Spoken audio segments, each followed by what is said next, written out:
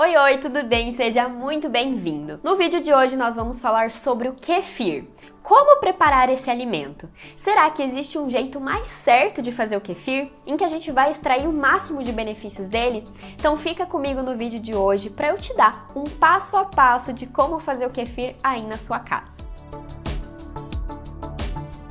Mas antes eu quero te convidar a se inscrever aqui no canal e também já ativar as notificações apertando no sininho aqui embaixo. O kefir é uma colônia de bactérias benéficas que, quando a gente coloca no meio adequado, ele vai produzir metabólitos, substâncias que trazem muitos benefícios para a nossa saúde. É o que a gente conhece como alimento probiótico. E se você tem interesse em começar a consumir o kefir, em fazer aí na sua casa, você está no vídeo certo. Eu vou te dar realmente o passo a passo de como preparar o kefir aí na sua casa. Mas se você quer saber um pouquinho mais sobre os benefícios do kefir, a diferença do kefir de leite, kefir de água, será que tem algo a ver com o iogurte? A gente tem vários outros vídeos aqui no canal falando um pouco mais sobre isso, em que eu te falo realmente todos os benefícios que esses alimentos podem trazer para a nossa saúde. Então eu vou deixar o link de tudo isso aqui na descrição, aqui embaixo, para você ver logo na sequência do vídeo de hoje. Como eu te falei, o kefir ele vai ser uma colônia de bactérias benéficas. Então o primeiro passo para a gente conseguir fazer o nosso kefir em casa é ter essa colônia de bactérias, que a gente vai conseguir primordialmente por doação. Então você pode receber de um conhecido seu que tenha já o kefir e vai te doar essa muda, mas já existem muitos grupos nas redes sociais, né? Facebook, Instagram, então vários grupos de pessoas, até grupos no WhatsApp, que você consegue doações de pessoas que talvez você nem conheça, mas que tenham ali o kefir e fazem a doação dessas mudas. Então o que a gente vai precisar além disso para fazer o seu kefir? Já te falei, né, os grãozinhos do kefir, que é essa colônia de bactérias. A gente precisa também do leite, e aqui precisa ser o leite de vaca. Por quê?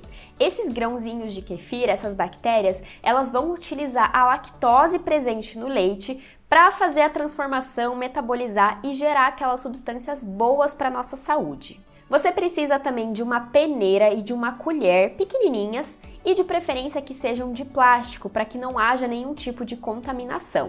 E para fazer realmente a fermentação, você precisa de um recipiente que você possa deixar ali por um pouquinho mais de tempo, a gente vai falar sobre esse tempo, e esse recipiente, de preferência, ele ser de vidro. E uma dica que eu vou deixar aqui para você, eu falei ali, né, da colher, da peneira ser de plástico, do recipiente para a fermentação ser de vidro.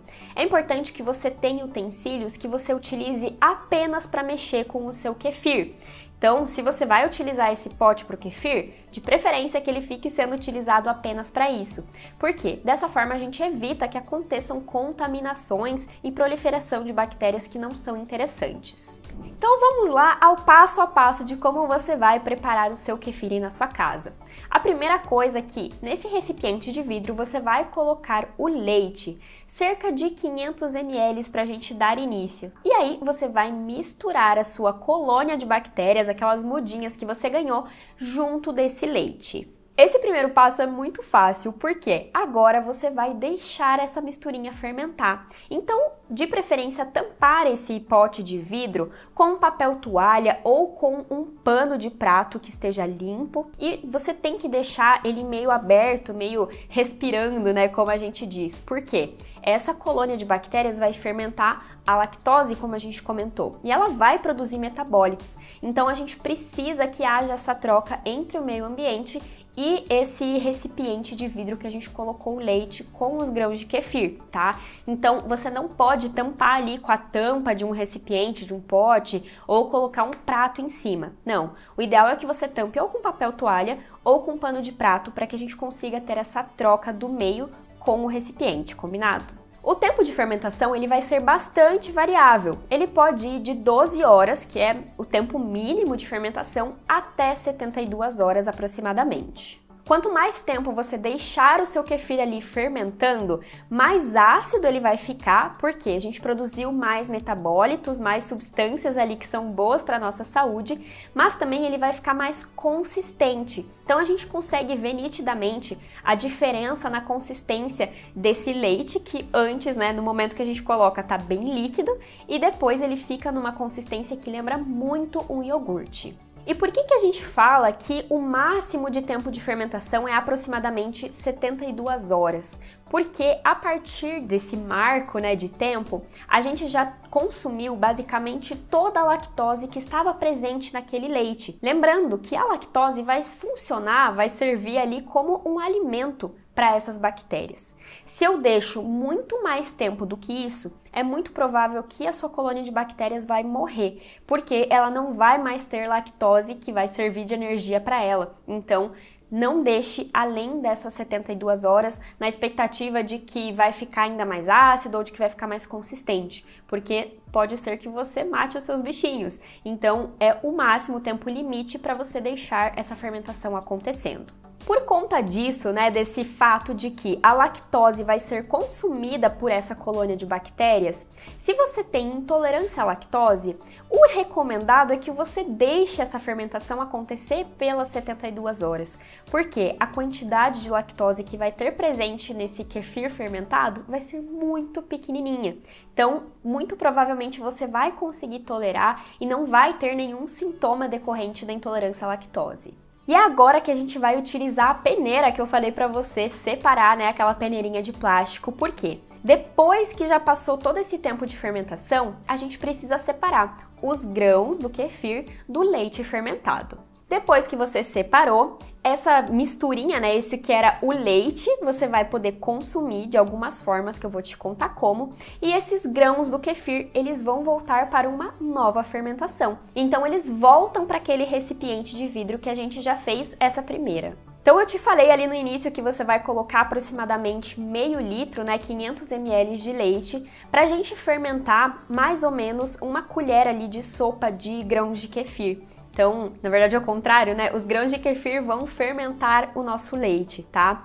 Você vai perceber que conforme o tempo for passando e quanto mais fermentações você for fazendo, a quantidade dessa colônia vai aumentando, porque, obviamente, essas bactérias vão se multiplicando.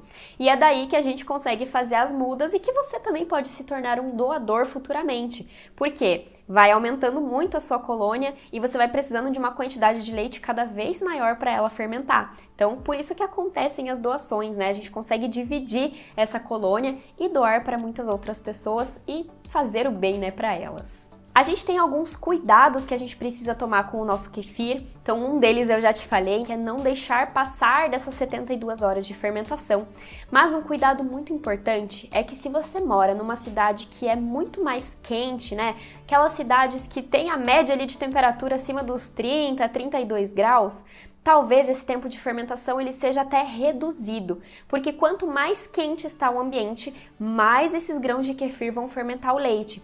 Então, talvez você precise retirar essa mistura, né, os grãos com o leite, antes de completar essas 72 horas. Outro cuidado muito importante é que quando você for separar ali o leite fermentado das colônias de kefir, dos grãozinhos de kefir, que você não passe essa colônia pela água corrente. Eu já vi muitas pessoas fazendo isso, né, de na hora de separar ali as coisas e colocar os grãos para uma nova fermentação, acaba passando pela água corrente para tirar aquela gosminha que fica em volta da colônia. Mas eu preciso te falar que essa gosminha, né, essa coisa que fica em volta da colônia de bactérias, é uma forma de proteção delas. Isso faz parte de quem elas são, da natureza dessas bactérias e que inclusive ajuda no processo de fermentação. Então, por favor, na hora que você for separar o seu leite fermentado dos grãos de kefir para fazer uma nova fermentação, você não precisa fazer nada, tá? Não precisa limpar, lavar, nada. Você só vai colocar novamente no recipiente de vidro, bem higienizado, como a gente falou. Esse sim você precisa lavar. Mas e aí, você coloca essa colônia de grãos, né, do kefir e põe novamente um leite fresco ali por cima. E Esther, como que eu vou consumir esse leite fermentado? Como eu te falei, ele fica muito parecido com a textura de um iogurte.